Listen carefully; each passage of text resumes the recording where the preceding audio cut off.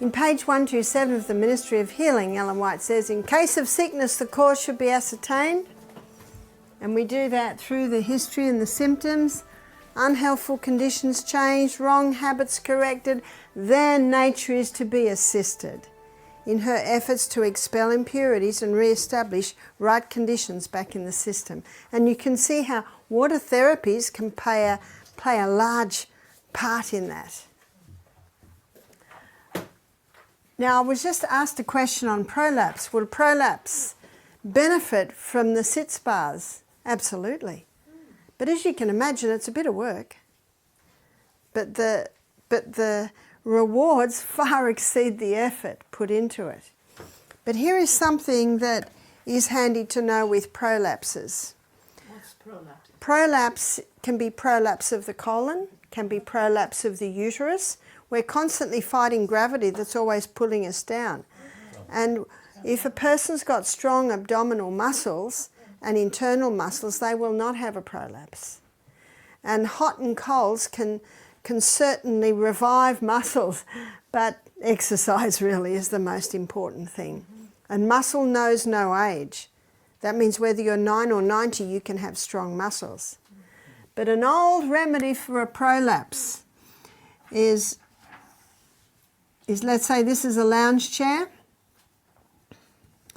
and you put a board on it, a board like that, and a pillow there. Now I've got to put, this is a little bit out of, let me try and do it a bit more in range. So you put a pillow there, and the person lays. Here they are, and they're very happy because this is going to fix them. Sorry, the eye should go there, I think. And the body goes here, and the knees are there, and then the feet come down like that. Okay? Now, can you imagine what's happening to your prolapse? It's falling up. And often the person only needs to lay on that board for 10 minutes a day. If it's more serious, 10 minutes twice a day. Now what you'll find happens is, and the way I've drawn it looks very steep, it certainly could be relaxed a little bit, and you know, the head usually is on the pillow. Maybe we draw it properly. And what some people will do is read a book or listen to some nice music or something. So whether that be prolapse of the colon, prolapse of the uterus, prolapse of even of the uterus. Now at the same time, do you remember that I said next week you're going to be making programs for people? And so everything I'm showing you here, you'll take a little bit from here, from there, from there. So with the prolapse, absolutely we want some vibrant blood to heal. So we want to make sure well hydrated, a nutritious diet, that they're sleeping properly every night for the full 8 hours, as you'll see. No stimulants going in that are going to leach minerals out of the body. Sunshine, lay in the sun every day. That might be nice to lay outside in the sun when you're having it. Pure air, but even just to lay outside and bare the abdominal area for the sun. The darker the skin, the more sun can be born, as we will see when we look at sunshine. And of course, you know, if they're excited with the results, they can do that 3 times a day. You can't overdo it, but I don't think anyone's going to want to lie like that for more than 10 minutes. And another thing is, now, have mercy on me, I'm not a great drawer. Say this is your bed. And every night when you pray, you take this position. Oh, yeah. Okay?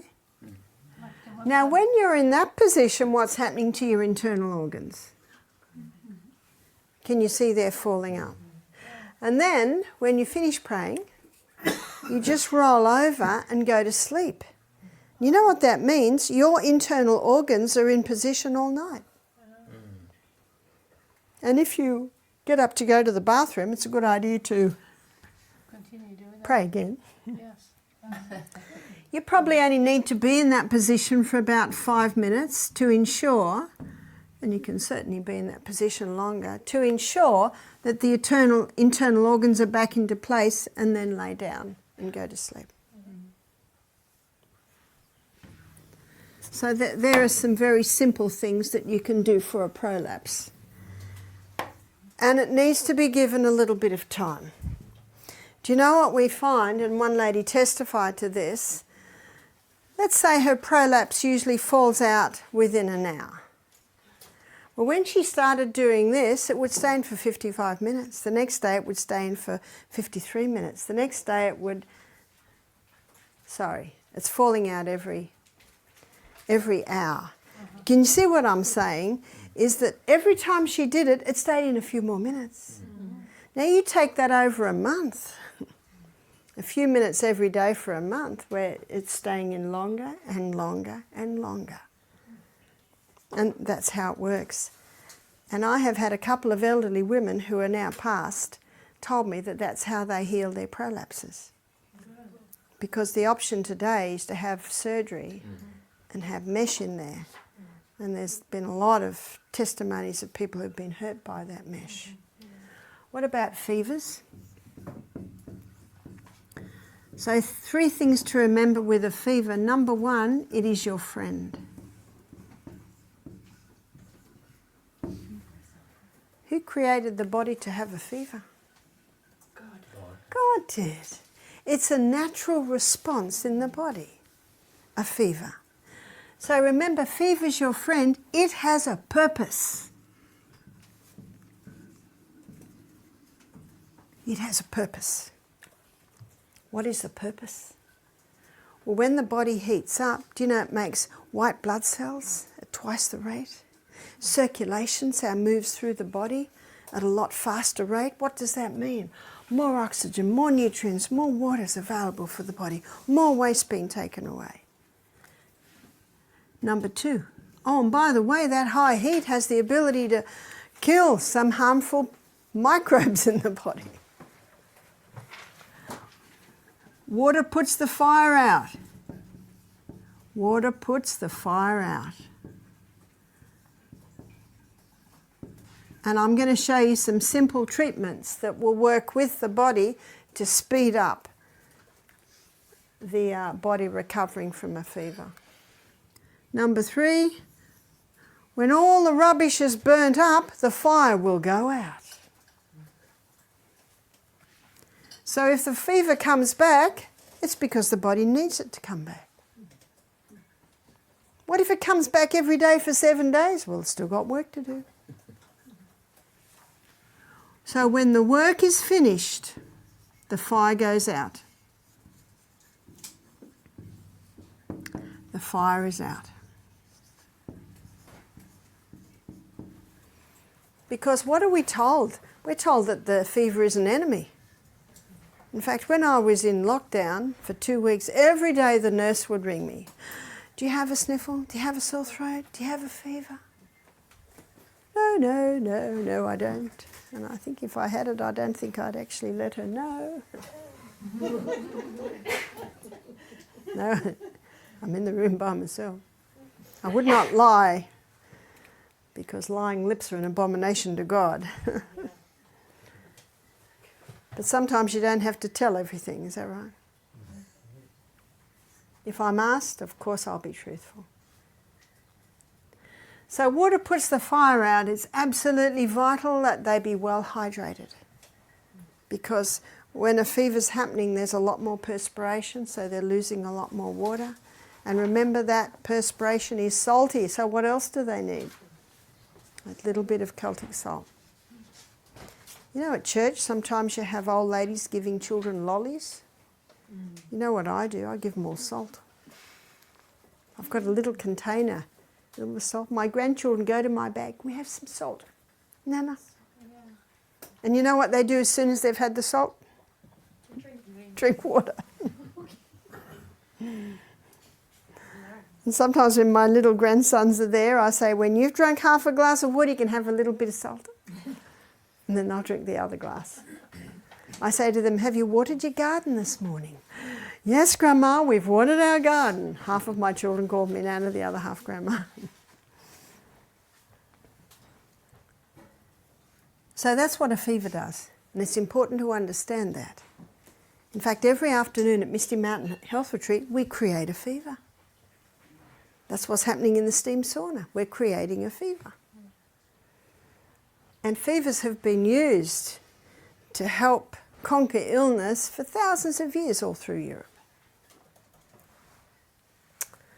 Something else that the fever does, it stimulates your bone marrow to make more white blood cells. And we have 5 different types of white blood cells.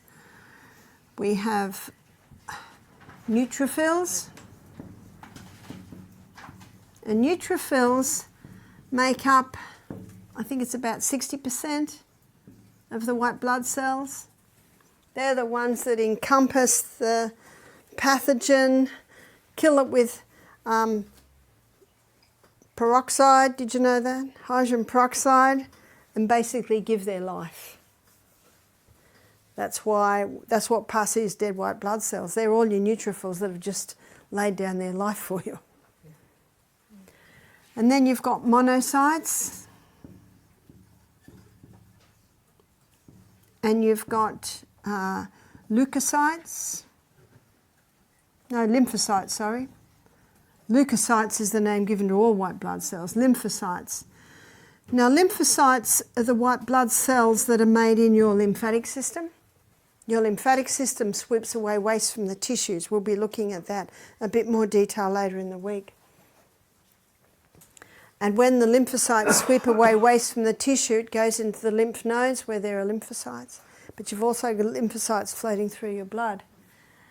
And your lymphocytes are the scouts. And they're always looking for any problems. And they tell the neutrophils, there's a problem over here, we've got a problem in this boy's finger, we've got a problem here, we've got a problem in these lungs, which brings more to the area. And basophils is the other white blood cell, and eosinophil.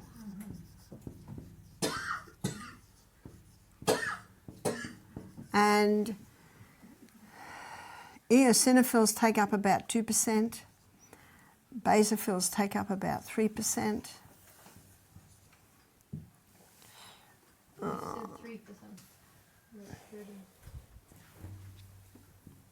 No, I've just got to get the percentage right in these others. I've got a roundabout way.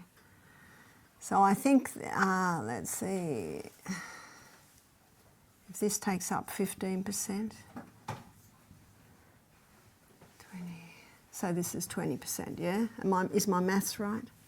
Any mathematicians in the room? Okay, so that's about the amount of our white blood cells that we have. And remember, they're your internal army.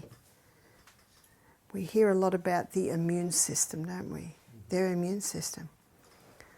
And if you've got a cold or you've got any problem happening in your body, you will have more of your white blood cells.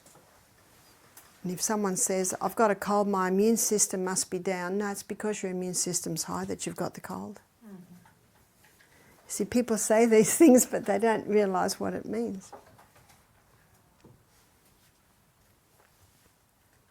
And just the fever increases the white blood cells, helps to fight whatever's happening in your body.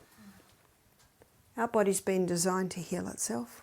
We've got an amazing immune system there. But sometimes the eosinophils can get too high. And the eosinophils are the histamine carriers.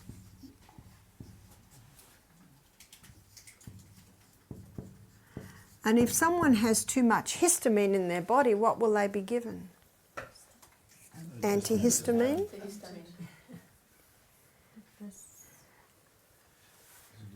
Is it because it's A, isn't it? Yes. It's because of an allergy. When there's an allergy response, if someone's got high histamines, they've got an allergy response. Is hay fever? Yeah, an allergy. And there are 5 common allergens. And you will find in many diseases these 5 common allergens play a role. Peanuts, and remember what we said this morning, it's actually not the peanut. What is it? It's the mold on the peanut. Number 2, dairy. There weren't near as many allergies to dairy when the milk was raw from organic cows. But I have to tell you, we are the only creature that eats another creature's milk. Is that right? And milk is meant for babies. So if people say, what milk do you drink? I say, I'm weaned. I've got teeth. I eat food. And number 3 is wheat. And I'll be exploring this in more detail in some of the other lectures. But in the 1950s, wheat was hybridized. It went through intensive crossbreeding to produce a plant with a high yield of grain. Why did they do that? They did it to help with the starvation crisis in Africa, India, Mexico. In fact, the research was done mostly in Mexico. And when they first had produced this wheat plant with a high yield of grain, before they could harvest, the stalk broke because the yield was so heavy. So they went back to the drawing board, and you will find today wheat only grows that high, and it has a thick stem, so it can handle the heavy yield of grain. And they have straw shortening. Yeah, it's shorter. Yeah, but they have a chemical that it is better to shorten the straws. Oh yes, there's also a chemical that inhibits its growth. Yeah. So what have we got on top? We've got on top of that a chemical as well. Yeah. And that is the wheat that is used today. And it was rushed through with no safety studies. Yeah. Yes? Also, the root system doesn't go as far down as it used to, so it means that it doesn't take up as much nutrients. That's right, it's not taking up as much nutrients. And not as much water either. So it's easy And the to- other factor is that it's usually grown with glyphosate or Roundup. Now what these chemicals do is they inhibit the microbes in the soil, so the microbes can't get the nutrients out of the soil and put it into the plant. So there's a whole lot of problems with the wheat of today. And in the book Temperance, chapter 2, page 2, Ellen White gives an illustration of Satan and his angels having a conference about what was the most misery they could bring to mankind. And Satan himself came up with a plan. He would use the fruit of the vine, and we know the misery that alcohol has caused, and wheat and other foods used for food. The wheat is the only food that is mentioned there. Now that was written 100 years before the hybridization of the wheat. So usually the wheat that God made had a very delicate or fragile protein or gluten structure. Fragile means easily digested. He's not sure when, but it was probably a couple of thousand years ago. This original wheat called Enkenhorn did a wild hybrid with a field grass and came up with the Emmer strain of wheat. This is EMMER. Now can you see it's not quite as fragile? And that Emmer is the wheat that was put through the intensive crossbreeding and came up with the hybridized wheat. And that gluten structure on the hybridized wheat is incredibly complex. It's almost only a cast iron gut that can break that down, and there aren't many cast iron guts around. And if they keep eating it, it won't be cast iron much longer. Now, if that flour is made into a sourdough, which is culturing the bread, it breaks down the protein or the gluten in the grain and makes it less complex. sourdough bread is almost like eating pre-digested grain. It's been cultured or broken down. And it was only in the Industrial Revolution that people started making yeast bread. Before that, all bread worldwide was the sourdough bread. That's good for you. So imagine the Israelites in the desert. Once a year on the Passover, they had to put the leaven out of their houses. What was the leaven? It was the sourdough culture. Yeah, Once a year. yeah, on the Passover. Is it When they about s- how you should have it for generations? They say that sourdough starters, you should have Yeah. it for years and years and years. You do. So after the week, they'd run out, get their little starters, put a bit of flour and water, revive it, and go back to making bread. So it was only that week. And in 1 Corinthians 5:7, I think it is, the Bible says, "Know you not that a little leaven leaveneth the whole lump?" It's referring to the sourdough. And I think it's in Luke, Jesus gives the story of a kingdom of heaven is like unto a woman that took her leaven and put it in a whole lump, and it leavened the whole lump. So the Bible refers to the sourdough bread. People have said to me, but Ellen White said we shouldn't eat sourdough bread. I said, where does it say that? Ellen White says bread shouldn't be heavy and sour, but light and sweet. She's not referring to the sourdough bread. She's referring to bread that was allowed to culture too long and become heavy and sour. Now, I just wanted to make a point. When they manipulated the wheat, my parents were large-scale farmers in Kenya. They didn't do it for Africans.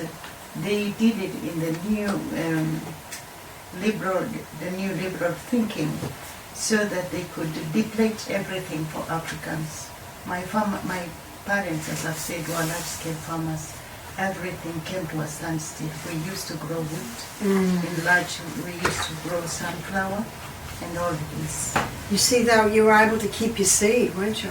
Yeah, but now it has been so manipulated Yes. that it cannot be planted, and Yes. the soil is so depleted. So That's that right, we the have soil's to depleted. import the fertilizer. So in that way, effectively, they have killed Africa. That's true. That's true. That's absolutely true. And on top of what they've done to Africa there, the pharmaceutical companies come in and they have experimented so much on the Africans, more than any other country. No wonder the Africans are sick.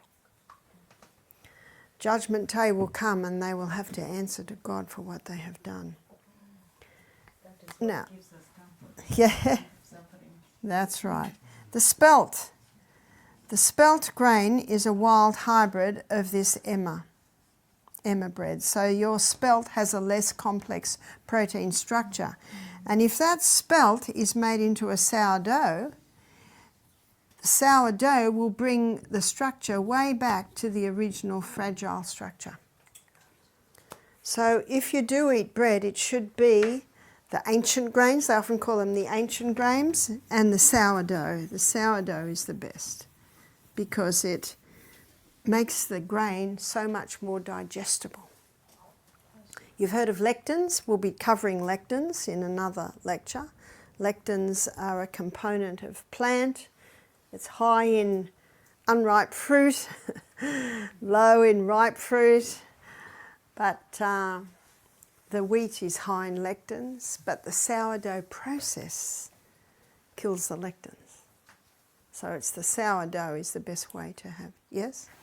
I don't know if you have experience with it. Like, well, my question is, the flours and those we've tried with the whole flour, but it's so much more difficult than the white flour. Maybe this is for when we'll talk about wheat another day.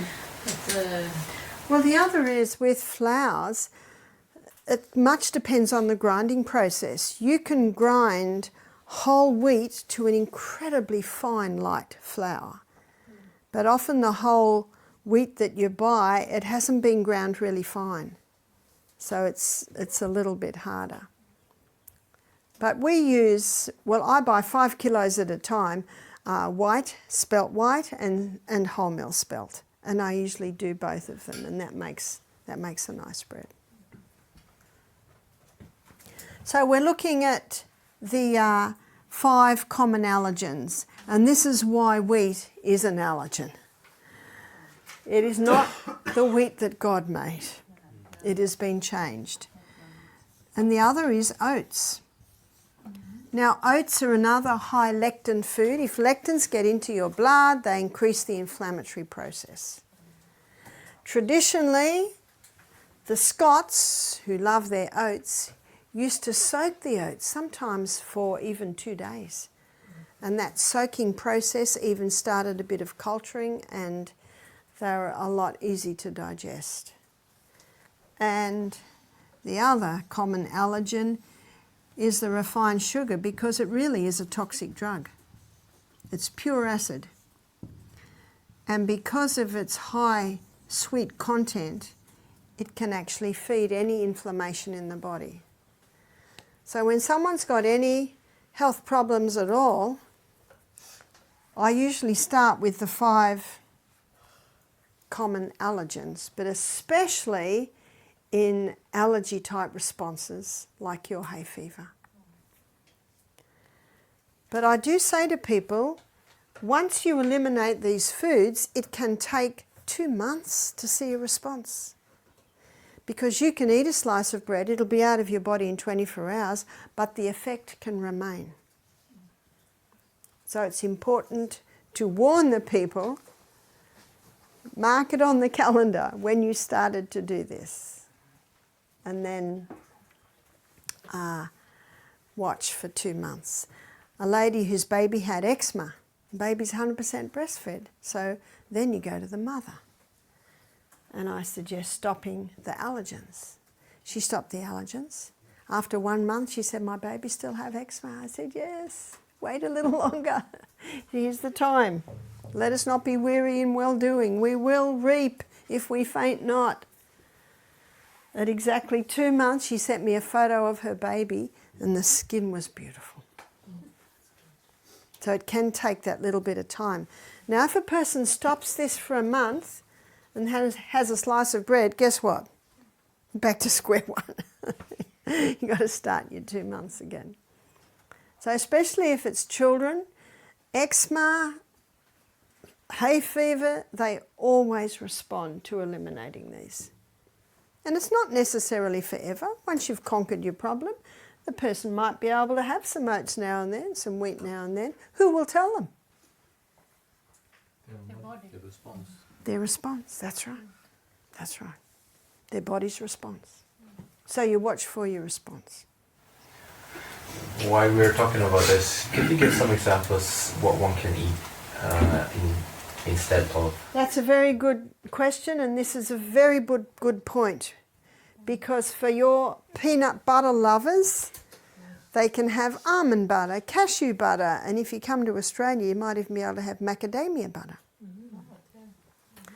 So there's your alternatives there. To dairy, I have a look at where are you using the dairy. Usually on cereal and in tea and coffee. Well, you've just taught them that the tea and coffee is best discarded. And maybe looking at a better breakfast like we had this morning, an alternate breakfast. And if someone wants to put a little milk on that, they could use coconut milk, or they could make their own cashew milk. Wheat. A great alternative to wheat is spelt. But I know in America you can get spelt, and you can also get kamut. I don't know if that's 1M or 2Ms. One. And these are all wild hybrids from the original wheat. And also Enkenhorn. That's the original wheat, and I know in America you can get it in some places. And the Emmer wheat. We have found a German bakery in the town where we buy our food that sells a sourdough Emmer bread, and it's delicious. It's very nice. So there's some of the grains that you can use instead of the wheat. So what can you do instead of oats? Should it be Einkorn? Pardon? Einkorn. Einkorn. Well, I have seen some people call it Einkorn, and in some books it's called Enkenhorn. So I used to say Einkorn, and then I was reading one book where they called it Enkenhorn. Enkenhorn, so Einkorn. The granola that we use at our health retreat, because we don't use any of these foods at our retreat. And if someone says, but I love oats, and they sit well with me, you know what I say to them? Eat oats. Your body's response is your best guide. Some can handle it, some can't.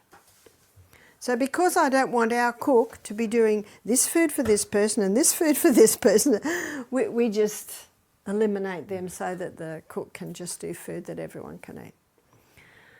So what we do instead of oats, we soak buckwheat, and we find you can only really soak it for about 2 hours. It goes too sticky. Rinse it well and then dehydrate it for 24 hours. And then it's crunchy. And that makes a very nice granola.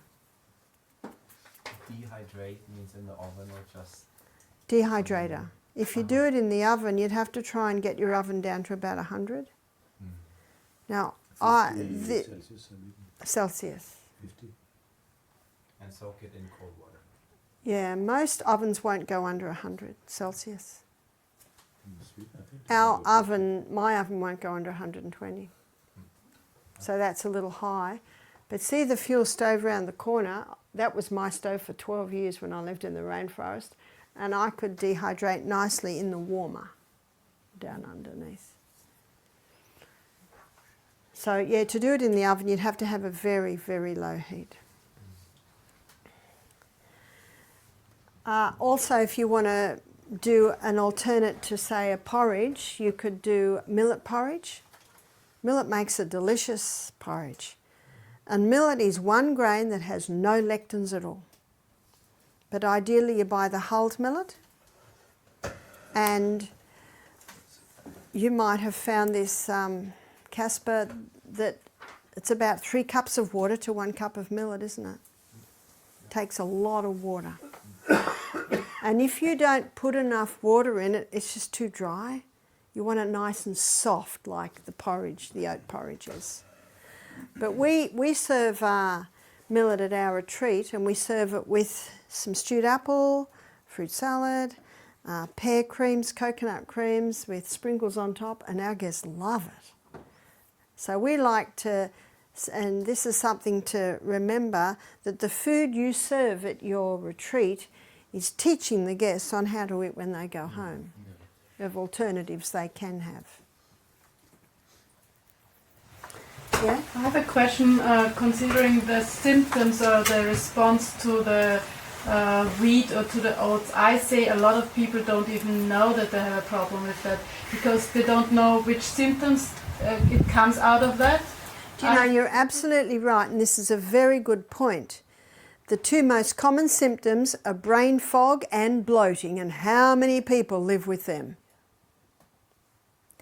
And where does the devil want to attack us? Where we communicate with God. So I always give people a challenge, and this is a nice challenge to give your health guests. They've just had a week with you with none of these foods. So they only have to do 5 more weeks. So the challenge is stop for 2 months. And I'd like to suggest for you all to do it on yourselves, because then you'll have a story. So stop for 5 weeks, sorry, it's 2 months. So I didn't do the maths right there, did I? I'm looking over to my mathematician here. If they stop for a week at your retreat, they've got 7 weeks. My husband would be horrified. He's always looking at my maths, which sometimes isn't great. The math is a mess. He said my maths a mess. But my husband is my biggest critic, but if I can pass him, I'll pass anyone. Sometimes when I'm speaking and I say something, he's up the back with the pen and paper, and I think, oh dear, what have I said? And he will faithfully tell me. Yes? So with oats, that's the lectin that is the issue? It appears that it is. It appears that it is a couple of things. One is not being properly cooked. And some people say, it's all right, I eat the quick oats. Do you know, it's no different. It's no different. The starch isn't broken down. And if you culture or do long soaking, long cooking, the lectins are disarmed. But because I find that not as many people have a problem with oats as wheat, I would just rather in our retreats not use them. And again, if people love them and it's fine, when they go home they can certainly do it. But the two grains that have no lectins is millet and sorghum. Now sorghum traditionally has only been grown for cows, but then they discovered they were gluten-free. And in Australia, you've heard of Weet-Bix? Australia Sanitarium Health Food Company, which is Seventh-day Adventist company, are famous for their Weet-Bix. So they now make a gluten-free Weet-Bix and it's made with sorghum. No wheat. No. But you can get sorghum flour now. So sorghum flour, it's good to know that's gluten-free and you can use it in baking, yes? Are you cooking with the millet, the other corn sorts? Now, the millet, it's usually probably the quickest you could do it in is about 50 minutes. Yeah, but what is recommendable? Because I had 2 hours or something like this, and I made a little cooking box and put it there, also the rice. Yeah. So boiling it for that long? No, I'm boiling it for 20-30 minutes, Yes. and then I put it in some styrofoam box. That's right. And then it needs to be in that for a few hours. Yeah. That's like your slow cooker. You know, your you've heard of the Instapots. I know my daughter has an Instapot, and it can be a pressure cooker or it can be a slow cooker. But one lady I know that's got a lot of children, she does the millet overnight in the slow cooker, and then washes it, rinses and brings the legumes to the boil, and then rinses them again and puts the legumes and all the vegetables in there, and that's their lunch. So she said, I'm constantly using my slow cooker.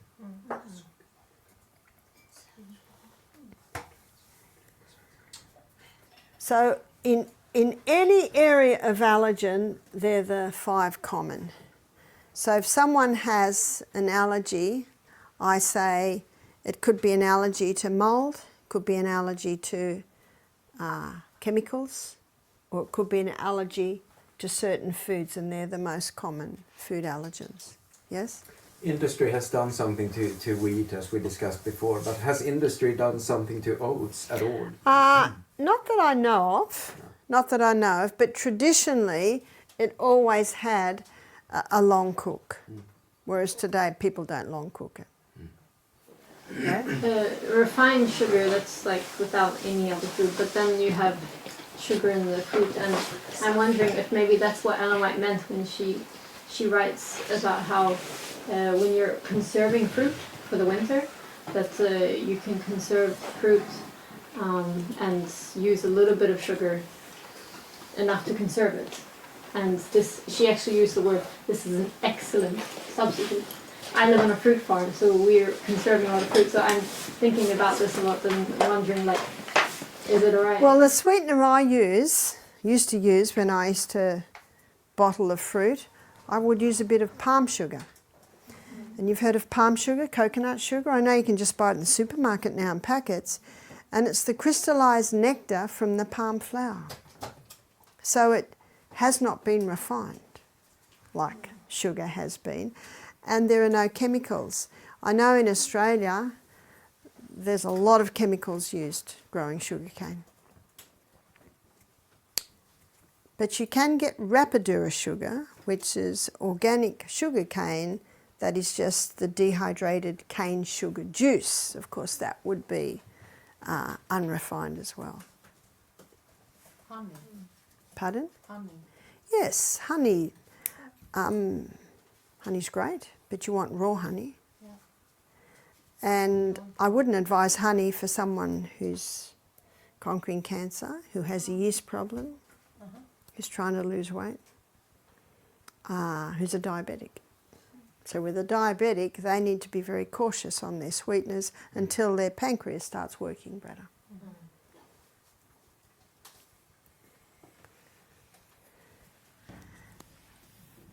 So that's one of the reasons people's histamine levels are high, is because their eosinophil levels are high because of an allergy. Can you lower the eosinophil cells? Eosinophils, you can lower your eosinophils by stop eating the allergen foods. So your eosinophils rise in a response to the allergen foods. Ice is the best anti-inflammatory that there is. And when you use ice for inflammation, what you do is you put it on and off. It might be 10 seconds on, 10 seconds off, 10 seconds on, 10 seconds off. And sometimes, especially in a break or a severe sprained ankle, you just might do the ice. My daughter severely sprained her ankle when she was, I think she was about 11, and she could not bear the ice. So I did a minute hot and a minute cold and a minute hot and a minute cold, and she could bear that. So remember, you're working with the people, and I was just asked, don't you put a thermometer in to get the hot right? Well, I find so many differences that different people can handle different heat. So that's why I always, and you know, it is true that the hand can handle more heat than maybe the hips. So you always start not quite as hot. And if the person says, I could have hotter, well, you can make it hotter. So you're better to start with where the body's happy. And after they've had the ice, they can handle it a little bit hotter. But ice is the best anti-itch. So when I was in Alabama a few years ago, I used to walk through the forest where I was staying. I walked through the forest to the health centre. And after a couple of days, I had about 6 little itches on my leg, an itch here and an itch there and an itch there. And I said, what are these? And they said, they're chiggers. I said, well, chiggers, I've never heard of chiggers. And apparently they're a little mite that you get in the bush, and it burrows into your skin and it itches. And they said to me here, you'll be itching for 3 weeks. So I made a decision never to scratch. If you scratch an itch, you immediately make it worse. Because when you scratch, not only do you damage the skin a little bit, but that scratching brings more blood to the area, and when you've got more blood to the area, you've got more heat, and more heat on the itch makes the itch worse. So what can you do? You ice it. So what I did, and I only had to do it 3 times a day, and it would take me sometimes 10 minutes. Freeze, pain. Freeze, pain. See, when that intense pain comes, you lift it. You keep coming back, and you keep coming back, keep coming back. So it would take about 10 minutes to freeze, on, off, on, off. So by the time I'd done the other 5, I'm back to the other one, or 5 or 6. And then once I'd frozen them, no itch at all. And often it'd be like that for maybe 4 or 5 hours. And on my morning walk, would they itch? Because when you walk, you increase blood. And when you increase blood, you increase warmth, and they would itch. So I'd run home and grab the ice, freeze them, freeze them, freeze them, freeze them, freeze them. Not once did I scratch. And just before I went to bed at night, I'd do the freezing scenario, and that would get me through all night. They were totally gone within 5 days, and no one there could believe it. They had never seen that, because I didn't scratch. So if someone has eczema, yes, it can take 8 weeks before it's gone. So what can they do meanwhile? Ice it. Now, icing won't stop the itch forever, but it can stop it for several hours. Several hours.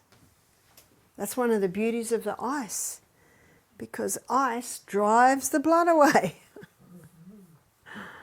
We're warm-blooded creatures. The blood doesn't want to go where there's ice. So you ice the area. And ice can numb the area. So if you're in pain too, you can ice the area. But remember, it's on, off, on, off. You'll want to do that because your response to about your response to about 10 seconds of ice is deep pain. So what's your body saying now? Give it a break. And then come back. And on, off, on, off. So an easy way to do this is even to put some ice cubes in a little snap-lock bag. Then you haven't got water everywhere. Or you can just use a block of ice in a little washer or face cloth.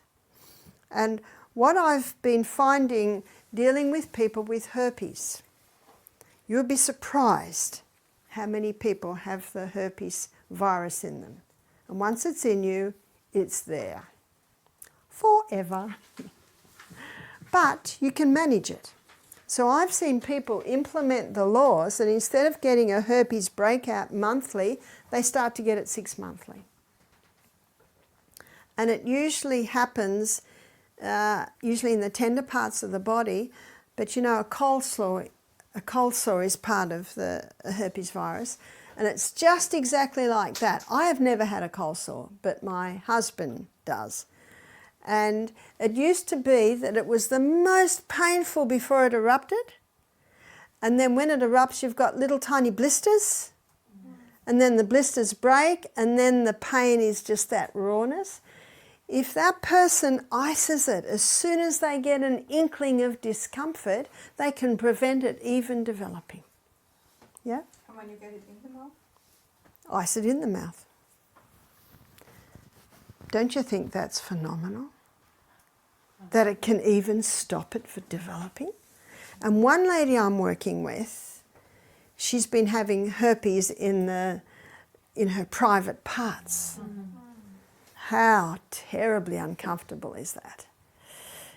Her husband's first wife was unfaithful and gave it to him, and then when she married him, that's where it came. And she was upset because she was a virgin when she married. She said, I have done nothing wrong. And I said, neither is your husband. It was his unfaithful wife. Unfortunately, that's what happens. But you can manage it. I said, don't be upset. We're not in heaven yet.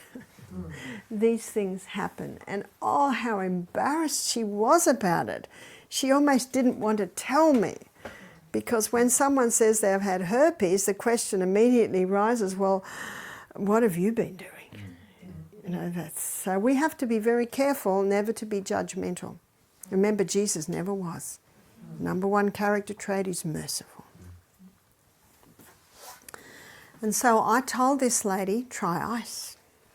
So she'd get a little washer, and every time she went to the bathroom, and she was going about every hour and a half, 2 hours, because she was drinking all her water, maybe every 2 or 3 hours, and she would ice the area. And she said it was incredible, the relief that it brought. And if it started to pain, she'd stop, and then she'd ice it again. She said it never developed. So you will have times where you will be dealing with people with herpes. So remember the ice. It's almost the forgotten remedy. It's so simple. Every home should have ice in their freezer. We know if the child hits and bumps their head, we put an ice pack on. And yet ice can be used very, very effectively for any inflammation and for itch and for something like herpes. One lady told me that it usually takes 10 days. And she said, you know, when it's first appearing, it's this incredible, heavy, painful feeling. Ice it. And then when the little blisters burst, then it's incredibly, incredibly painful. Then I said, she said, it usually takes 10 days. She said, this was resolved in 5 days, just from the ice. Yes? How do you tell when you should do only cold versus hot and cold? Well, remember I said about my daughter who was about 11 and had fallen, and she sprained her, it was from her knee down, and I would have liked to have put ice on there, but she couldn't handle it. So I did the hot and colds, and she could handle that. So it's the response that usually gives it.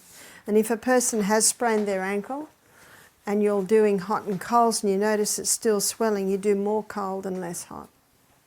So But it's... you were saying for inflammation that you talked about all the treatments that it was best to do hot and cold.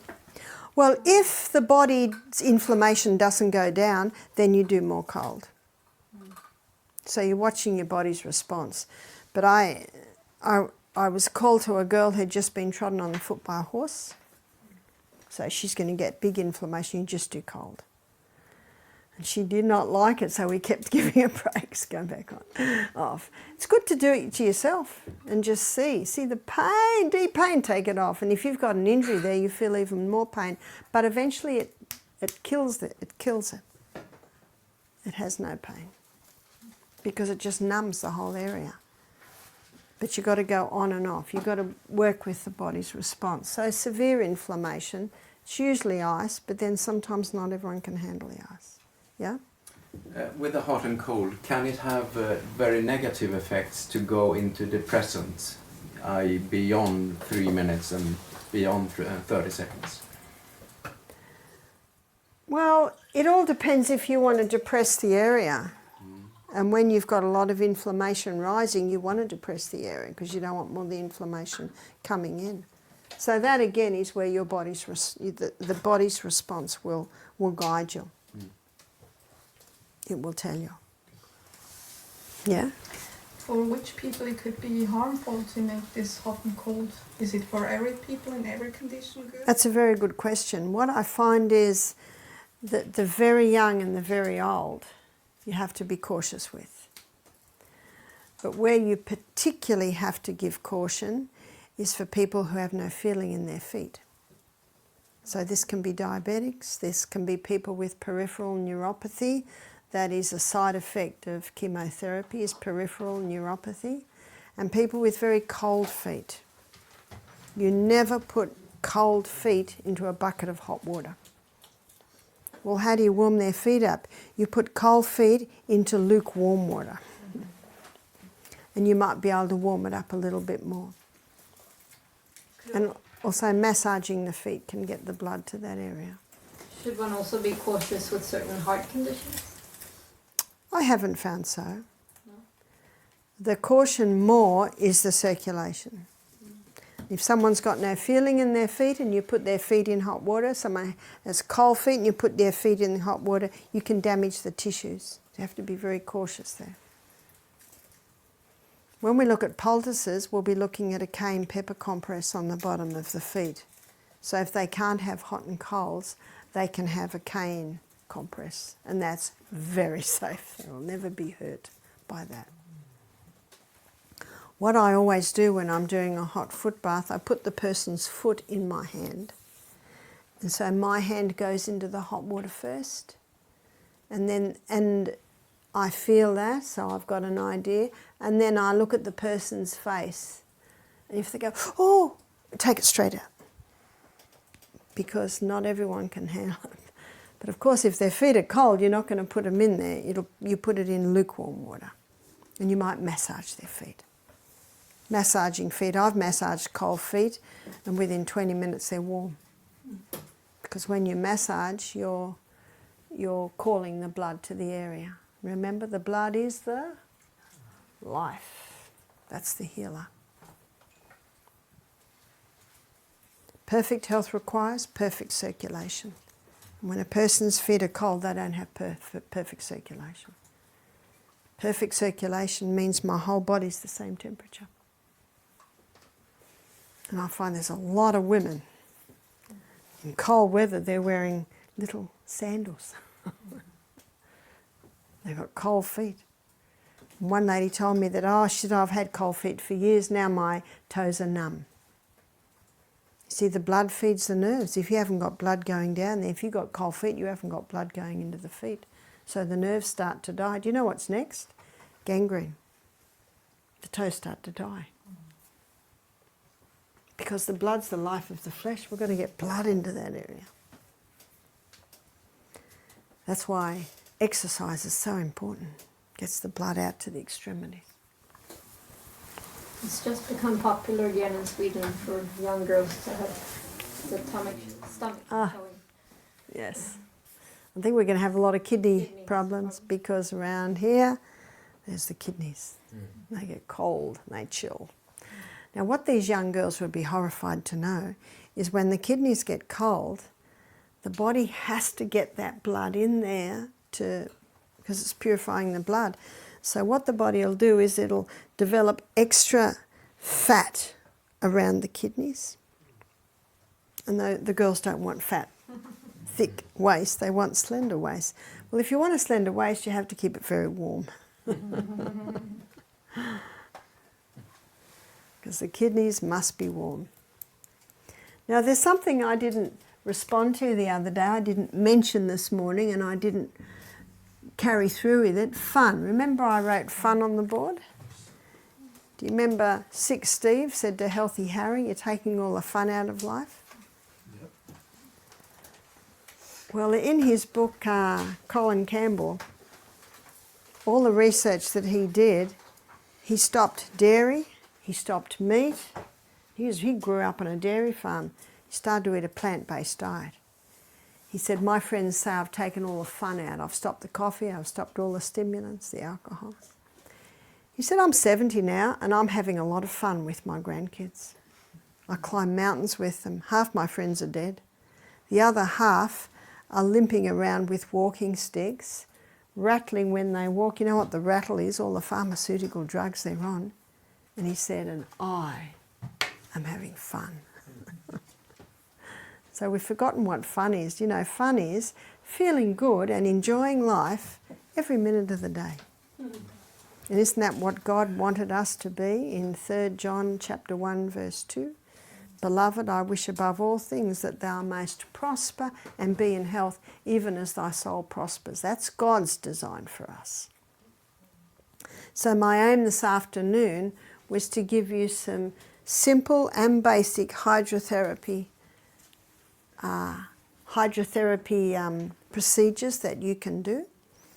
But there is one more I'd like to do, and I think we've got time to do one more, and that is the wet sheet pack.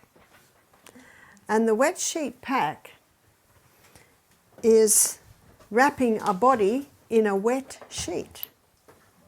And so what you do is you have a table, maybe a table like this, and you have a folded up blanket underneath, and then you have a shower curtain, and then you have a woolen blanket, and then you wring out a wet sheet and lay it over, and then you lay the person on it. And when you lay the person on it, their legs are apart and their arms are in the air. And one side, let's say the right side, goes under the arm and between the legs, and you quickly put the arms down. Got to work very quickly because it's very uncomfortable for them. And then the left side goes over the arms and over the legs. Then you quickly put the blanket around them. As soon as the blanket goes around them, their body starts to warm up the wet sheet. Can you imagine if we asked you to lie on a cold wet sheet right now, just in your underwear? Oh. So why would you do such a thing? There's 3 reasons why you would give a wet sheet pack. And one reason is, the number 1 reason is for a fever. Do you remember I said water puts the fire out? This is the most effective way to get a fever down. See, one of the problems with a fever is it can't get rid of the heat quick enough. So when you wrap the body in a cold wet sheet, mind you, the discomfort is very brief. That's why you work fast, because as soon as that woolen blanket is around the wet sheet, they warm up. And you can put your hand down there sometimes in 10 minutes and the sheet is hot. Where's the heat come from? The body. It's pulled the heat out of the body. And sometimes just being in a wet sheet pack for even 20 minutes is enough to bring the temperature down a bit so the person's a little bit more comfortable. So it's the most effective way to reduce a fever. A question. I just heard now that we should not that fast bring the fever down. Well, do you know the body's just doing it down as it can?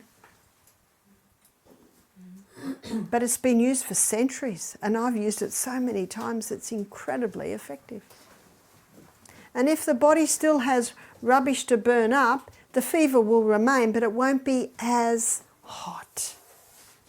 So I never wanted to take the fever away. I just wanted to make it comfortable for the person. So I told you I had COVID for a couple of days and I had a fever. There was not at any point a need for me to do anything about my fever because it never got to the point of being incredibly uncomfortable. And you know when someone's uncomfortable, they start thrashing around, you know, it's just too hot. I never take a temperature, I just put my hand there. Ooh, that's hot. Maybe we better do a wet sheet pack. But I believe then when you live healthy, have this 7 points or 8 points, then we don't feel the fever as the other people. People who are unhealthy living, I think they feel the fever much more than we do.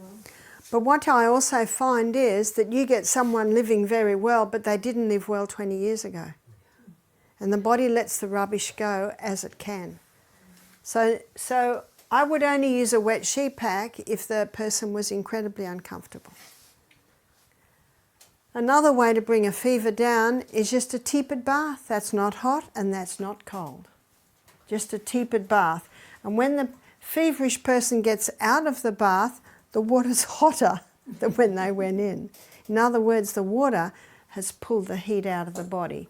And often that can just bring it down enough to make them comfortable. But the simplest thing you can do to get a fever down a bit is to put the person's feet in hot water. You feel a person's feet when they've got a fever, they're usually cold.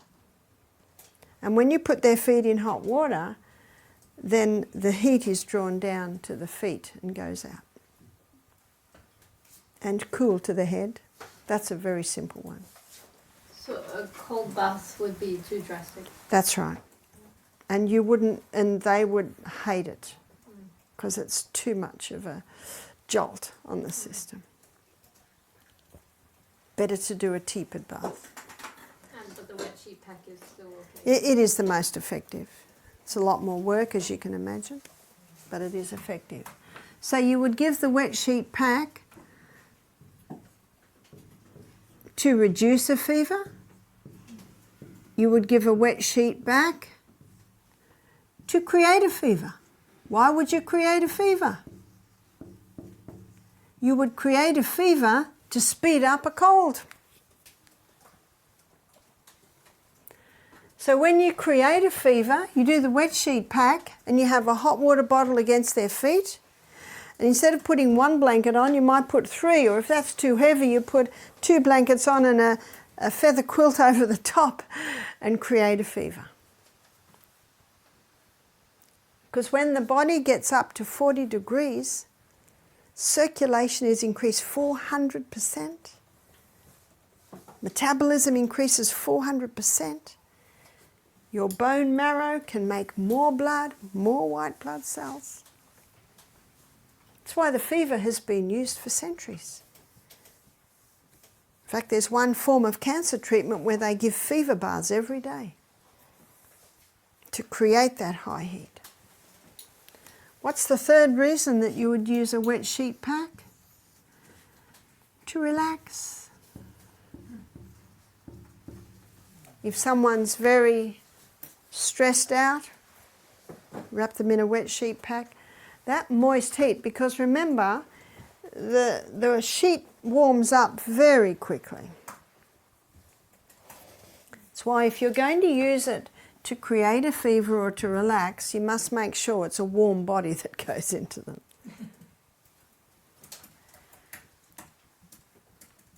And you'll find often the person will fall asleep in the wet sheet pack because that moist heat is so relaxing on the muscles. You can also use it to draw out poisons. And this, I guess you're doing the same thing when you're creating the fever. Because when you create the fever, the person starts to perspire. So someone might create a fever to speed up going through a cold, or they might create a fever to draw out poisons.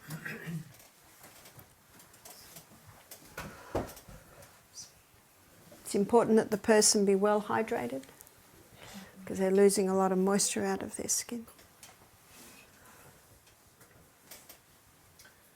The sheet, when you want to create a fever, does it have to be warm?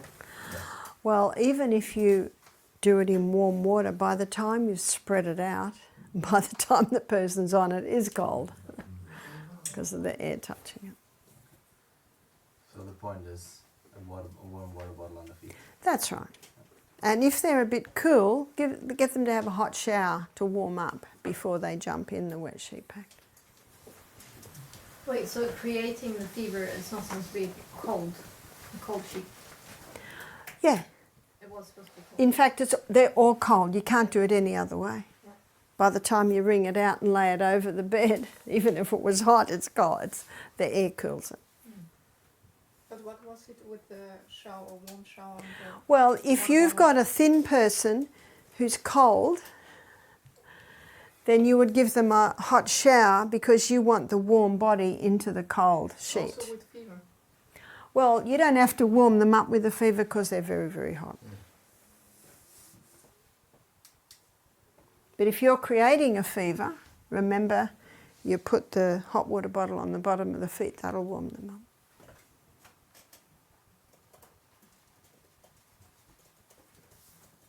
So it is the body's heat that generates the heat in the wet sheet pack. But that's another very old treatment, been used for centuries.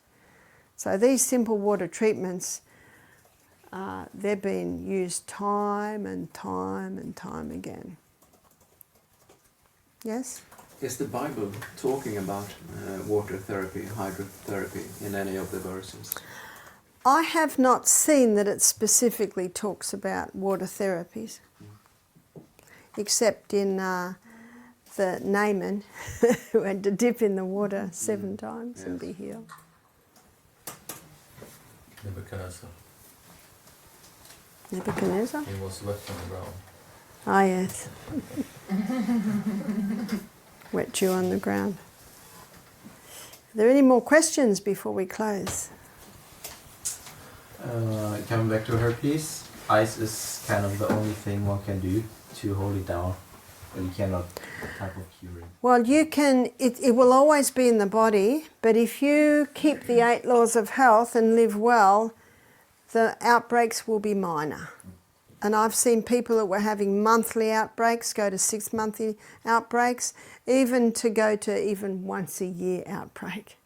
And dealing with and applying the ice, it recovers very quickly. Does it have to do?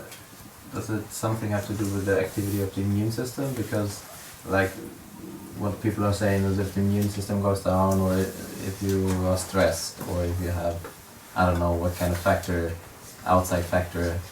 Yeah, that certainly can trigger it a little bit. And that's what you'll find when you ascertain the cause. You look at the history, look at what's happened.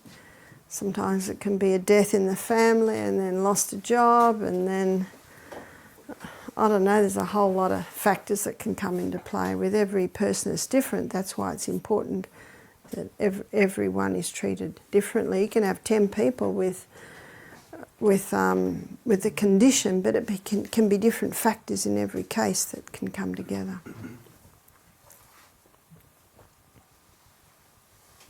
Yes?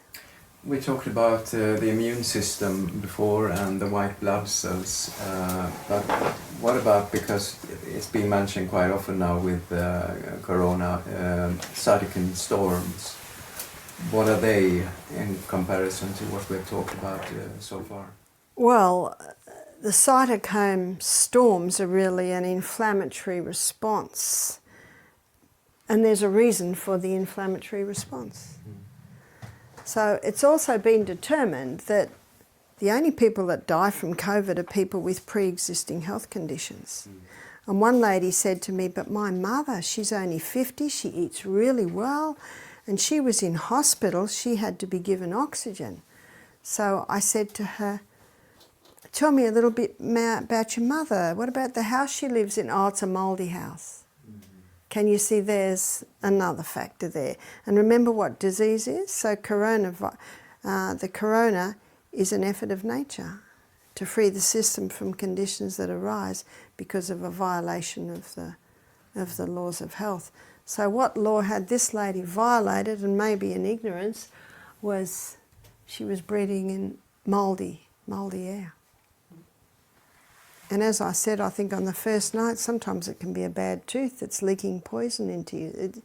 You know, there can be a whole lot of different factors that can come to play. That's why you've got to dig deep. And the Bible says, out of the abundance of the heart, the mouth speaks. What people say, note what they say. Often I write down exactly what they say because their words can give indications in certain areas. And you've also got the Holy Spirit that can give you wisdom and guidance as to what area to go. And this eating healthy is, in our terms, it's perhaps vegan, but in other people's terms, it's could be meat, ecological. That's right. Perhaps, That's right. Meat and That's right. What you drink. But I have to tell you that the healthiest couple that have done our retreat were organic dairy farmers. Any meat they ate, and it wasn't much, was organic. If they had dairy, it wasn't much, and it was organic. All their food was organic. They exercised every day. I could not find any fault with this couple. And Dr. Colin Campbell, in his book, he said 20% animal protein is what really triggers disease, and that's almost like 3 times a day. But 5% animal protein doesn't. And 5% animal protein is a little bit. Now, as I say this, I advocate a plant-based diet. But it's also to show that I have met some very sick vegetarians.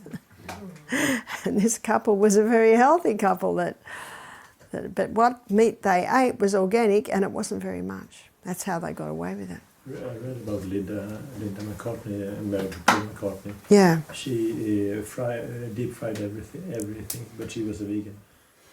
Yes. We had a cook once, this is about, 11 years ago. She was quite overweight, and everything she ate, she deep fried. Anyway, we didn't have her for very long. Because the guests would say, how come she's big? You see, the guests want to see that you're doing it. Now, it is true, some people are thicker set than others. There's always going to be variations in size, but this lady was very large.